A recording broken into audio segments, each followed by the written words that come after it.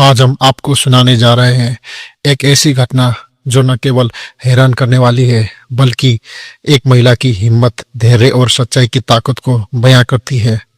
यह कहानी है उत्तर प्रदेश के हरदोई जिले के आटमाओ गांव की शीलू की, जिसने अपने पति के लिए 8 साल तक इंतजार किया, समाज के तानों का सामना किया और आखिरकार इंसाफ की राह पर कदम बढ़ाया।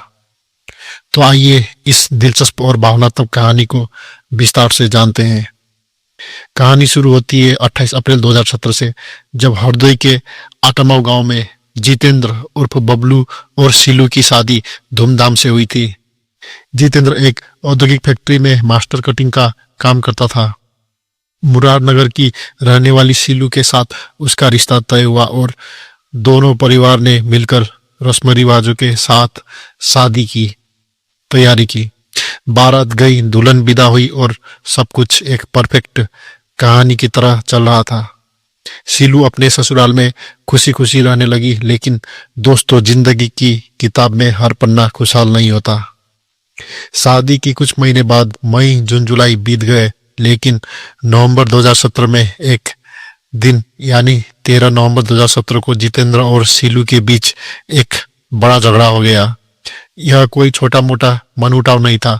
बात इतनी बढ़ गई कि शीलू, जो अब गर्भवती थी, गुस्से और दुख में अपने मायके चली गई। उसका दिल कह रहा था कि उसका पति उसे मनाने आएगा, ससुराल वाले उसे वापस लेने आएंगे, लेकिन दिन बीते, हफ्ते बीते और कोई नहीं आया। शीलू ने इंतजार किया, लेकिन जितेंद्र का कोई अता पता नहीं था।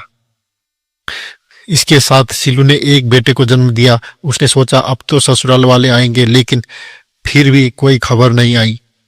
जब शीलू ने अपने पति के बारे में पता करने की कोशिश की तो ससुराल वालों ने कहा कि जितेंद्र गायब हो गया है। कुछ लोगों ने तो यह तक इल्जाम लगाया कि शीलू ने अपने पति की हत्या कर दी और उसके परिवार ने लाश छुपाने में मदद की। ये इल्जाम शीलू के लिए किसी सदमे से कम नहीं थे। समाज में लोग उसे ताने मारने लगे, ये तो अपने पति को खा गई, लेकिन शीलू का दिल कह रहा था कि उसका पति जिंदा है। वह रोज संडीला थाने जाती और पुलिस से गुहार लगाती, लेकिन पुलिस ने शुरुआत में मामले को गंभीरता से नहीं लिया। शीलू ने हार नहीं मानी। उसने वकील से संपर्क किया, कोर्ट में केस दर्ज करवाया और अपने पति को ढूंढने की मांग की। 12 अप्रैल 2018 को जितेंद्र के परिवार ने एक एफआईआर दर्ज की, जिसमें उन्होंने शीलू पर ही अपने बेटे को गायब करने का आरोप लगाया। लेकिन पुलिस ने इस मामले में भी ढिलाई बरती। साल बीतते गए, 2018, 19, 20 और 21 समय गुजरता रहा, लेकिन शीलू की उम्मीद नहीं टूटी। वह अपने बेटे को पालती रही, मायके में रहकर उसकी परवरिश करती रही और अपने पति के लौटने का इंतजार करती रही। अब आता है कहानी का वह मोड़ जिसने सब कुछ बदल दिया। 28 अगस्त 2025 को शीलू अपने रोजमर्रा के काम निपटाने के बाद थोड़ा सुकून पाने के लिए इंस्टाग्राम पर रील्स देख रही थी। पन्ने पलटते पलटते उसकी नजर एक रील पर ठहर गई। उसमें एक पुरुष और एक महिला गाने पर लिपसिंग कर रहे थे, मस्ती में झूम रहे थे। शीलू का दिल जोर से धड़का। यह पुरुष तो बिल्कुल उसके पति जितेंद्र जैसा दिखता था। उसने तुरंत उस प्रोफाइल को खंगाला और हर रील को ध्यान से देखा। उसका यकीन पक्का हो गया, यह जितेंद्र ही है। शीलू ने उत्साह में अपनी एक रिश्तेदार को यह बात बताई, लेकिन उसने कहा, शीलू तू पागल हो गई है, तेरा पति तो दुनिया में नहीं है। अगर होता तो क्या वो अपने परिवार से संपर्क नहीं करता? लेकिन शीलू को अपने दिल की आवाज पर भरोसा था। वह सीधे संडीला थाने पहुंची और सर्किल ऑफिसर संतोष कुमार सिंह से मिली। उसने पूरी कहानी बताई और उस रील की आईडी दिखाई। सर्किल ऑफिसर संतोष कुमार सिंह ने इस मामले को गंभीरता से लिया। पिछले कई सालों में कई अधिकारी आए और गए, लेकिन संतोष कुमार सिंह ने इस केस को अपनी प्राथमिकता बनाया। पुलिस ने उस इंस्टाग्राम आईडी को सर्विलांस पर लिया।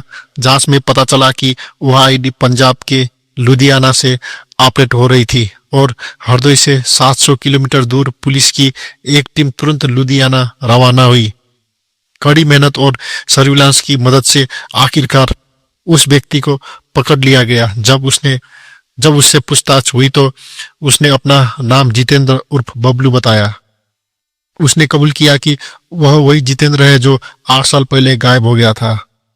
उसने बताया कि शीलू के मायके जाने के बाद उसने उसे मनाने की कोशिश की, लेकिन जब वह नहीं मानी तो वह लुधियाना चला गया।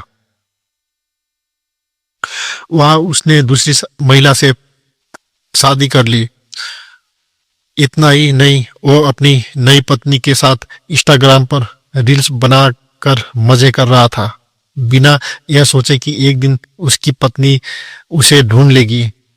पुलिस ने जितेंद्र को गिरफ्तार कर लिया और अवैध शादी सहित अन्य धाराओं में मुकदमा दर्ज किया। उसे जेल भेज दिया गया। शीलू ने 8 साल तक समाज के ताने सहे, अपने पति की हत्या के झूठे इल्जाम झेले और अपने बेटे को अकेले पाला। आखिरकार इंसाफ की राह पर है। उसकी कहानी न केवल हिम्मत की मिसाल है, बल्कि यह भी दिखाती है कि सोशल मीडिया, जो कई बार विवादों का कारण बनता है, कभी कभी सच्चाई को सामने लाने का जरिया भी बन सकता है।